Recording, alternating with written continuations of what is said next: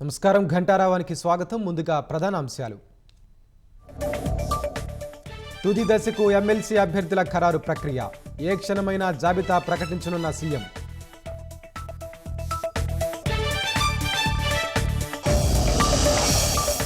గుంటూరుకు 100 ఎలక్ట్రిక్ బస్సులు మంజూరు. త్వరలో అందుబాటులోకి తెస్తామన్న పెమ్మసాని.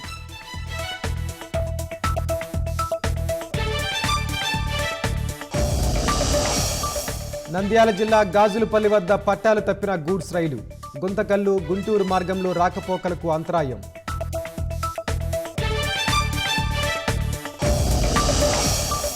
వైఎస్ఆర్ జిల్లా ప్రొద్దుటూరులో చోరీ. భారీగా బంగారం, వెండి, నగదు దోపిడీ.